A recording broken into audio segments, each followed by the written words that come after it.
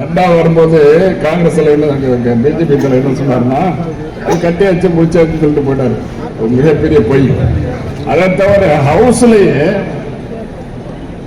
மண்டேவியா சொல்றாரு என் கேள்விக்கு பதில், உங்களுக்கு என்ன எத்தனை தடவை எப்ப பார்த்தாலும் இதைய பத்தி கேட்கறீங்களா, அதான் முடிஞ்சு போச்சு, என்னையா முடிஞ்சு போச்சுன்னு கேட்டா எய்ம்ஸ் வந்தாச்சு. எங்க வந்தாச்சு? ராமநாதபுரத்தில் வந்திருக்கு. எய்ம்ஸ்ங்கிற அந்த கான்செப்ட் மதுரைக்காக ஒர்க் அவுட் பண்ணது. மதுரை எய்ம்ஸ்னே பேர் இருக்கு. அந்த திட்டம் மதுரையில் வர வேண்டிய திட்டம். கல்லூரியும் வரணும், அதே போல ஹாஸ்பிட்டல் வரணும். இது ரெண்டும் சேர்த்து வர வேண்டிய மதுரைக்கு பதிலா ராமநாதபுரம் கல்லூரியில் இருக்கிற கல்லூரியில் ஒரு 50 பேரை சேர்த்துருக்காங்க. இந்த 50 பேரை சேர்த்துட்டு எனக்கு பதில் சொன்னாங்க. நான் கேட்டது மதுரை எய்ம்ஸ், ராமநாதபுரத்தை பற்றி இல்லை. எங்களுக்கு தேவை மதுரையில் எய்ம்ஸ் கேட்டேன். இல்லை இப்போ தகராறு பண்ணாதீங்க அப்படின்னா, நீ என்னதான் பண்ண போறீங்க, செய்ய போறது இல்லையா, செய்யறீங்களா செய்யலையா, இந்த கேள்வி போய் சொன்னேன். கடைசியில் 2 பேரும் கலண்டாகி ஸ்பீக்கர் உள்ள கூப்பிட்டு சமாதானப்படுத்தினார். அதோட நிற்கிறது.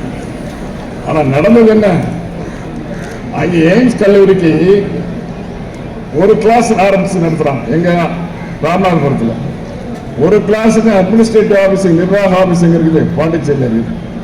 எய்ம்ஸ் கல்லூரியுடைய ஒரு கிளாஸ் மட்டும் 150 கிலோமீட்டர் தாண்டி இருக்குது, எங்க மதுரையில் இருந்து. அவருடைய நிர்வாக அலுவலகம் பாண்டிச்சேரியில் 450 கிலோமீட்டர் தாண்டி இருக்குது.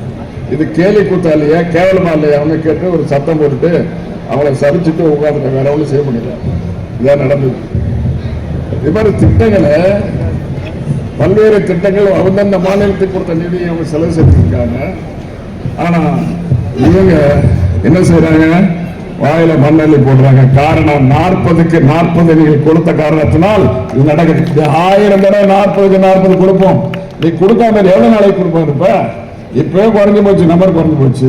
எத்தனை நாள் ஆட்சி உன்னுடைய ஆட்சி? எவ்வளவு நாள்? இந்த ஆட்சி, அதிகாரம், இந்த போதை, இதெல்லாம் தடுமாறக்கூடாது. இது மாதிரி தடுமாறினாலும் எவ்வளவு நிறைய பேர் பார்த்தாச்சு.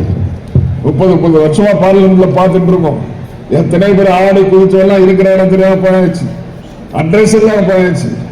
ஆனால் மோடி ஆட்சி மிக விரைவில் வீழ்த்தப்படும் என்பது மட்டும் நான் சூசமாக சொல்லி வைக்கிறேன். எப்படி என்னன்னு கேட்காதீங்க. இது அன்புக்குரிய நண்பர்களே, அடுத்த வருஷம் திட்டம் சிஎஸ்எஸ் திட்டம். சிஎஸ்னா சென்ட்ரலி ஸ்பான்சர்ட் ஸ்கீம். இது சென்ட்ரல் கவர்மெண்டே செய்யறது, நம்ம கொஞ்சம் கொடுப்போம், அவ்வளவுதான்.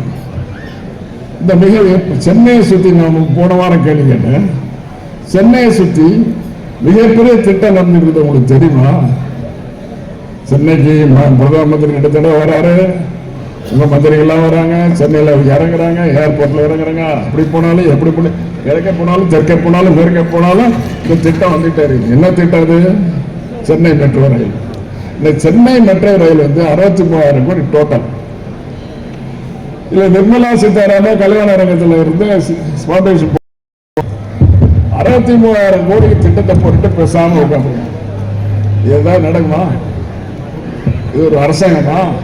அது ஒரு பட்ஜெட்டா? நீ பட்ஜெட்டை 1.5 மணி நேரம் 30 நிமிஷம் படிக்கிறிய, கேவலமா இல்லையா? நீ பிறந்த தமிழ்நாட்டை பத்தி ஒரு வார்த்தை சொல்லலையா? அதை பத்தி அவமானமா இல்லையா உனக்கு? பெரிய பீத்துக்கிறீங்களே, என்ன செஞ்சீங்க நீங்க மக்களுக்காக? இந்த திட்டம் எப்பேற்பட்ட திட்டம்? எதற்காக? மக்களுக்காக, வளர்ச்சியை, பொருளாதார வளர்ச்சியை செய்வதற்காக, அதை அதிகமாக ஆக்குவதற்காக. அந்த ரோடு ஒர்க்கு மட்டும் எப்பவுமே அது வளர்ச்சியை நோக்கி தான் இருக்கும். இப்படி வளர்ச்சியை நோக்கி இருக்கிற இந்த திட்டத்திற்கு நீங்கள் நிதி அளிக்கவில்லை.